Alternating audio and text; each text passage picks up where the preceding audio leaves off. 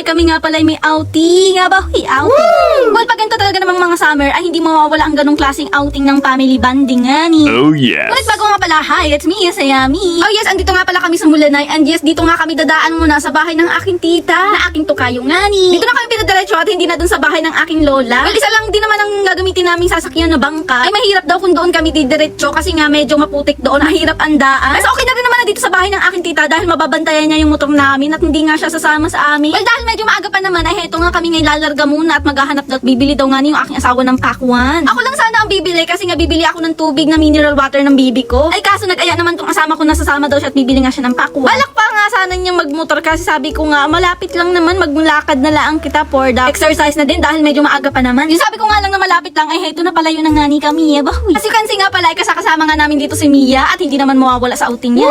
Ayaw nga iwan ng aking asawa dahil malulungkot daw sa bahay at baka daw mag-iniyak ay kawawa naman.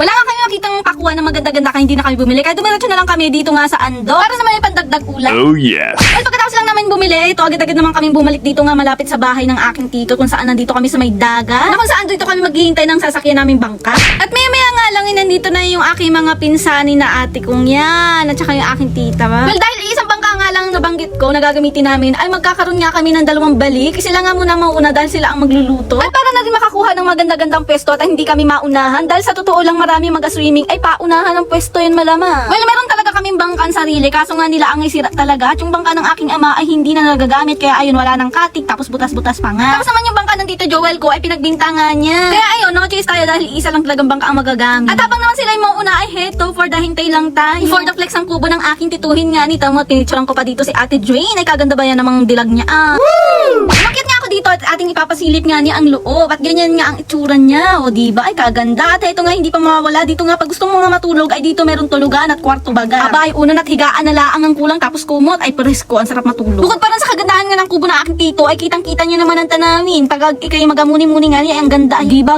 ga? At dahil medyo naiinip nga tayo this time dahil tayo naghahintay lang naman wala naman tayong ginagawa ay heto for the selfie nga lang daw muna kami dito magpinsan ng aking ate Joy na yan. At sabay sabi ko nga dito na mag-swimsuit na din pag naligo kami ng dagat. Abay, ako kung ako'y tatanungin ay nakaprepare o tamo at kitang-kita. Aba namang kakarayin yung sayami na yan. Abahoy! A few moments later. Ito na nga po at kami na nga pala ang next na susunduin. Pero bago nga ang lahat ay didiretso nga muna kami doon sa dating pwesto ng bangka doon sa kanilang bahay kung saan malapit. Kasi nga nakatihan nga daw siya ng gasolina ay mali diesel. Wala nga daw kasi nga baka nga daw nadali kasi nga full tank daw niya ang pagkakaalam niya doon. Ay awan na kung bakit nangyari. Well, wala namang imposibleng mangyari yun dahil nga sa napakamahal na nga ng bilihin ng diesel at gas. Ayaw yung iba napipilitan nga magtakaw. Aba. Pero sana naman sa mga nagtatakaw ng gas o diesel o anything else ay matuto naman kayong magbanat ng buto para naman may pambili kayo kung kayo hirap na hirap sa buhay. Oh yes. Way back time nga, heto nga, sinundo na nga namin dito yung aking ama at yung aking ina at yung kapatid ko pa nga. Natutuwa nga ako dahil nakita ko itong paborito kong isda at yung tawag nga pala dyan ay matandang tao. Ang gusto ko nga dyan luto dyan ay yung iniihaw nga ni at kasarap ba yan naman ang inihaw niyan tapos isasawsaw mo sa may toyo na may suka na may sili ay kasarap. Perfect. Maya nga lang din ay dumating na itong aking kapatid na ito ay pa baby Emmy. Pansin nga pala ay napakarami talaga nag-swimming ngayon at kung inyo nga makikita yung bangkang yan ay napakarami nga ni wari ko ng sakay at tingnan kadami nila. Aba kaya sila niya. Kaya masasabi ko talagang kaliwaan talaga ang mga sakay din ng mga bangka. Kanya-kanya ay paldo yung iba dyan. At wari ko yung iba ay sita. Kaya nga lang ngayon ito lalarga na nga kami habang ito namang aking tituhin Joel na yan ay nangahapin habang umaandar. Habang ito namang aming Miyang irea dito pasilip-silip lang. Oh yes, relax lang siya dyan. Na para bang tunay nakala mo ilang beses na nakasakay sa bangka. Pero maya lang ng konti ito sumuksok na nga ni at wari ko natatakot. At this time na nga malapit na nga kami sa destinasyon. Ay huy, destinasyon daw yun. Dito nga sa pinakang pwesto namin ay heto naabutan ko na nga si Ate Len na nagluluto na nga. O diba? At kung inyo makikita sa lugar na ito ay hindi mabuhangin kundi mabato. Oh yes. At kung inyo nga mapapansin yung baby ko nga ay pagkarating nga namin ay humiga ka agad doon ay sarap buhay. Nakita niya kasing nakahiga yung kanyang kuyahin ayun humiga na rin siya. Habang ito namang aking Ate Len na yan ay bising-bising nga sa pag-iihaw ng pang-ulam na baboy at saka hotdog nga. At ito nga po palang pinuntahan nga namin na ay buton. Lawag nga palang islang buton ito kasi nga puro buton nga ang nandini. Katulad yan yung mga dahon-dahon na yan parang puno na yan, puno ng buton yan. Tulad nga na sinabi ko ay medyo nga maya-maya ay marami na dito ang tao. At talagang paunahan lamang sa pwesto. Hindi buhangin na makikita mo dito kundi puro mga bato. Eto nga meron nga ako nakita ditong pitpiti na pagpipitin mo nga lang makukuha mo na yung laman yan sa loob. Tapos kalasa pa siya ng dragon seed. Talisay. Ito yung talisay na nakain ng talisay. Sarap to.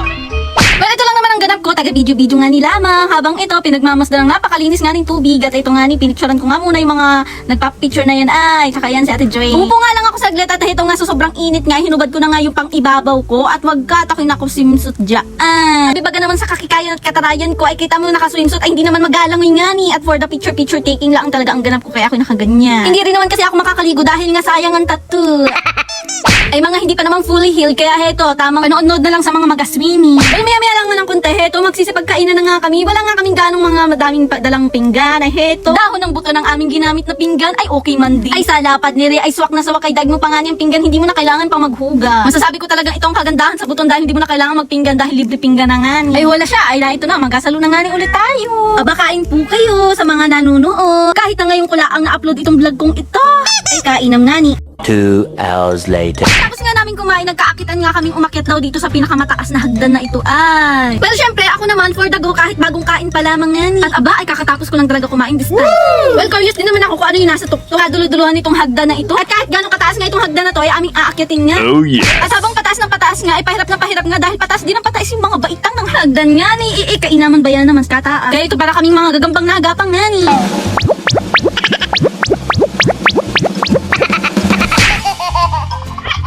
Eto nga, medyo malapit-lapit na nga at dito na nga kami sa may tuktok sa dulo nga ni ng hagdan. Well, nag-expect ako ng magandang tanawin kasi ito nga lang nadatnan namin ay hindi gaano makita ang tanawin ng dagat at may mga kaharang nga ni ay sobrang pagod namin pag akit tapos ganito lang pala makikita namin. Pero ito na nga pala yung mga may kubo nga pala dito sa tuktok na to. At ito pala ay meron pala ditong daan papuntang kalsada. Ngunit hanggang dito lang pala ang tinapos ng hagdan na ito kaya hindi naman tayo tutuloy doon at wala tayong gagawin doon. At dahil nga sa napagod nga kami ay heto ang ganyan for the picture daw at pahinga-pahinga nga nila habang itong mga to ay nagpa-picture sa akin. Pero syempre hindi naman tayo magpapahuli dahil ako ay maaura-aura din nga ni kahit paano. Ito hanggang ganyan lamang ako nga ni.